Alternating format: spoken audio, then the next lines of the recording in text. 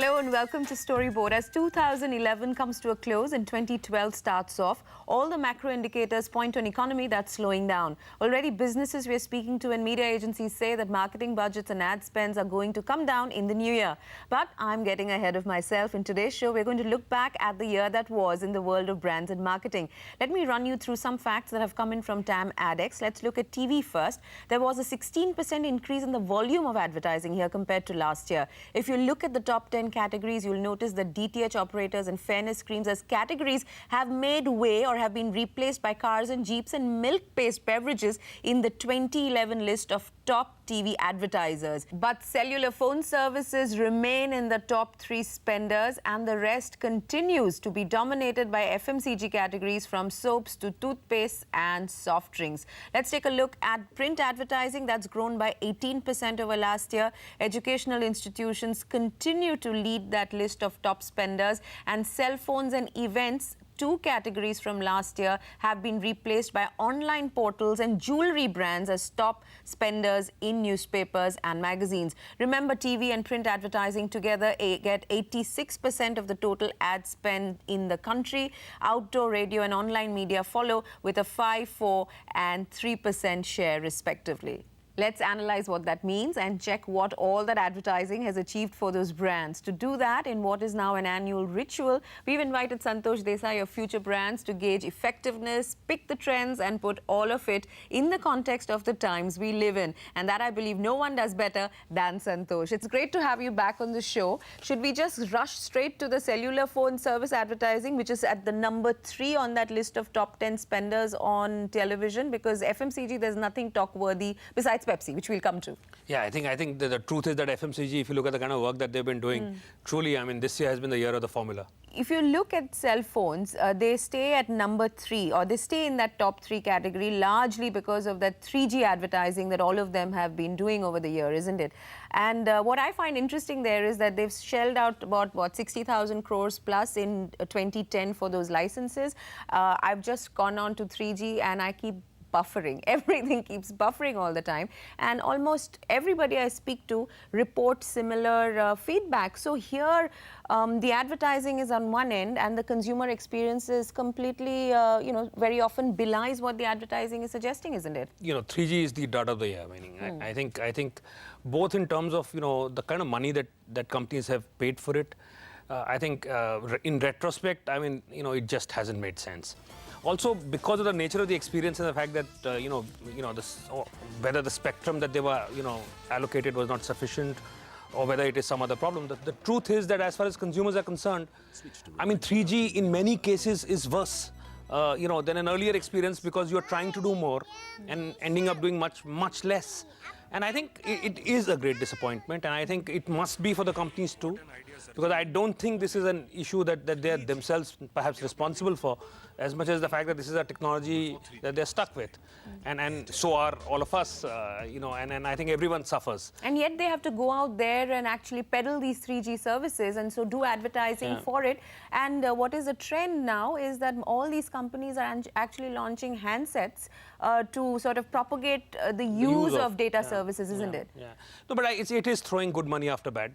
Yeah. But when you sink that kind of bad money, then there is no option but for some good money to follow. So I mean, if you spend that kind of money trying to get the spectrum, you have to support it. So I think companies have been a little trapped here. I don't think this is something that they planned. It's just that there is the weight of that money that you already put in that sucks you in, and I think everyone is a loser, I think, as far as 3G is concerned. A quick word on the 3G advertising that's flooded the airwaves. What did you make of it, and which one stood out for you? Actually, not very much. I mean, I think if you look at the 3G bit in particular, I thought that the use of the Zuzus, the Super Zuzu, I thought was a good nice. idea, Was, the whole Rajnikant sort of a take on it. I think that was current and it was smart, and Zuzus, which can sometimes have sort of overplayed their hand otherwise. But I think in this particular instance, I think that was used very well. So I think that was a good campaign. I think the idea effort was a little, iffy. I mean, the many Three Abhishek Bachchans didn't work for you. But that was a bit iffy.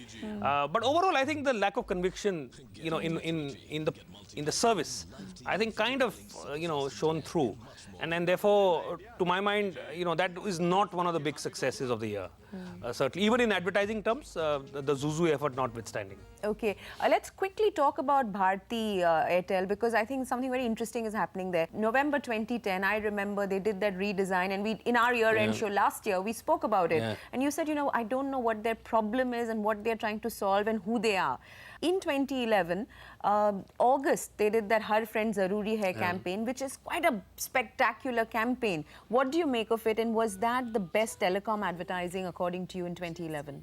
Yes, by far, by far. I think it is an outstanding campaign. I think it's something that has infused new energy in the brand. This is a brand that does too much, of everything. It does too many creative units. It spends too much on advertising, and then therefore, for it to have, for the last few months, stayed with this one big, engaging, exciting, youthful idea. I think it's a great start. But it's important for this brand to stay with this, because the biggest problem that Airtel has is the fact that, there is this attention deficit kind of a problem that they have, which means they will start doing something else and then something else. And if you look at the first part of the year, for instance, they were doing everything, and throwing pretty much everything at the consumer. I think it is with this campaign that there is a new space that they have marked out. They would be foolish to squander it. So basically, this is what they have to stay with. Yeah, this is a fabulous space to stay with. Okay, soft drinks and aerated drinks are in that top 10 category of spenders. Interestingly, Coca-Cola is one of the top 10 companies, as in terms of the largest spends, but PepsiCo doesn't make it there. And yet PepsiCo's advertising, especially the Change the Game campaign that they launched for the ICC Cricket World Cup, was absolutely spectacular and seems to have wiped out the competition, if I may say so. I think after so many years, you've seen the old Pepsi. I mean, that the great thing about that campaign was that it's the old Pepsi voice, and when they get it right, it's so easy. Pepsi makes it look so effortless. I mean, you take cricket, it's been done. I mean, doing anything for cricket and an event like the World Cup, it's so difficult today because you've done all the stuff, because with all the IPL stuff happening, all kinds of propositions and you've done everything. To find something fresh and to find something that is so Pepsi and to do it with that cheeky elan that, when Pepsi gets it right. I think that truly, in that sense, is the return of Pepsi. I hope they are able to maintain that, because I think that's been a bit of a problem for the brand. It's tended to be patchy, and that's being a little kind if you look back the last 2 or 3 years. But this is a great platform that they've got. Yeah, and that brings me to the ICC Cricket World Cup, the biggest media property of the year. Took some of the shine out of the IPL, and thanks to the timing, I'm guessing, which is it that preceded the IPL. What do you make of what you saw around then, and what were your key takeaways of that once-in-4-year event? I think it was, it's a huge event. When you have it in India, and as it turns out, when you end up winning the World Cup, I mean, it cannot get bigger than that. And I think the brands that rode the World Cup, were the ones that, reaped a great advantage out of it. It's interesting that, the World Cup marks the high point of cricket and what it can do. It also marks, and it also ushered in a sense, the flip side, which is that immediately after the World Cup, if you look at the story from then on, then it's as if we have, for the first time, discovered that cricket is not this infinitely growing kind of an opportunity that can take anything that you throw at it. So you've started seeing limits, whether it's viewership, whether it's advertising money. You've started seeing some exhaustion creep in. I think the big news, therefore there are two very diverse kind of realities that have emerged this year. One is the World Cup and the spectacular sort of a success that was in every way for India. And the other is simultaneously a realization that, cricket is not the platform. It's not an inexhaustible platform. And then, we need to find other platforms too. You found the bottom, basically, you're saying. In some sense, yes. Quick word about the IPL, because last year we talked about whether it would survive, the brand would survive Lalit Modi's exit and all the acrimony and controversy around, the administration of the IPL. It has. But what's your take on where that brand is at? It's still, I think it is a little, it's not out of the woods yet in that sense. I mean, at one level, it's a fabulous property, it does exceedingly well.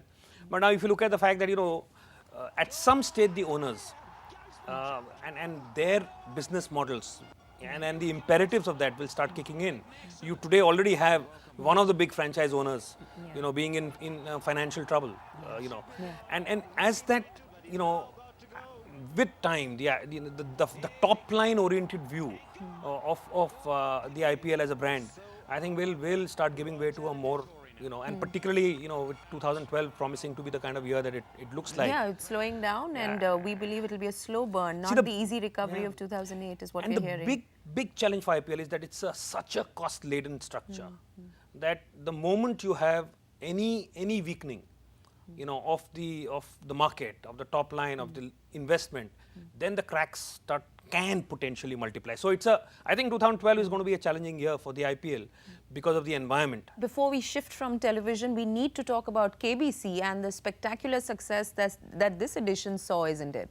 No, I think KBC really, this time, they got it so right.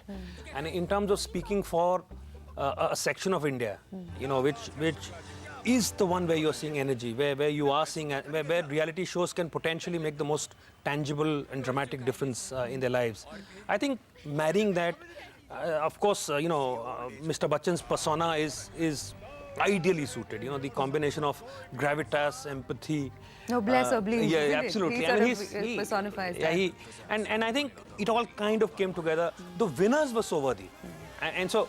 For once, reality television, which is often sort of, decried, for all the things that it does wrong, I think this was a shining hour, I think, for reality television. And propelled Sony back into the top absolutely. 2 and 3.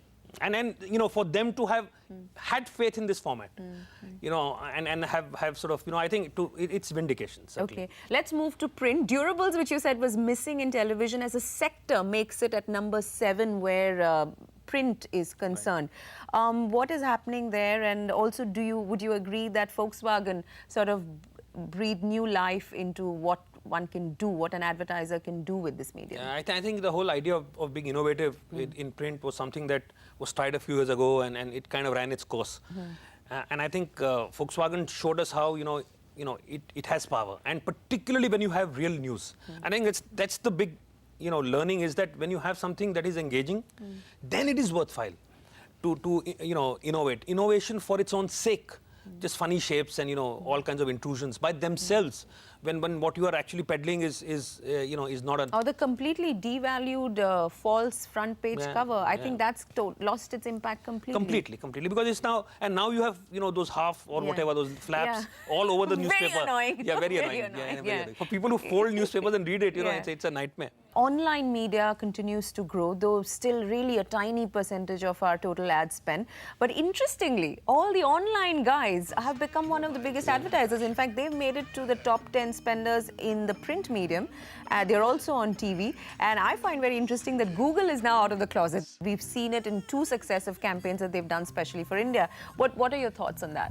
Yeah, I think in a sense, it's very interesting because, there's one tomorrow's medium which is using today's medium, in a sense. And they never did in the first 10 years of their existence. The false notion that somehow that showed lack of belief in their own medium, which doesn't really stand to scrutiny. But I think it's also become very competitive in their space. It's competitive. Also, they are seeing traction. Also, if you look at, for one is the role of social media and the role of the digital sort of players in terms of actually the usage, etc. But their centrality in our lives, and the fact that today no campaign, no advertiser can afford to leave out, the digital space from a very important. So it's a very important part. So it's like we're actually multiplying media. Every media carries, links to other media. So we kind of. So I think they recognize this and they're here. And therefore they're playing the role that they certainly, Google can certainly afford to spend money. I don't think they have a problem. Yeah, we don't have a problem with that either. All right, on that note, let's take a break. But ahead on Storyboard, the biggest marketing campaign of the year, what marketers would die to have and what they can learn from Team Anna and the India Against Corruption movement.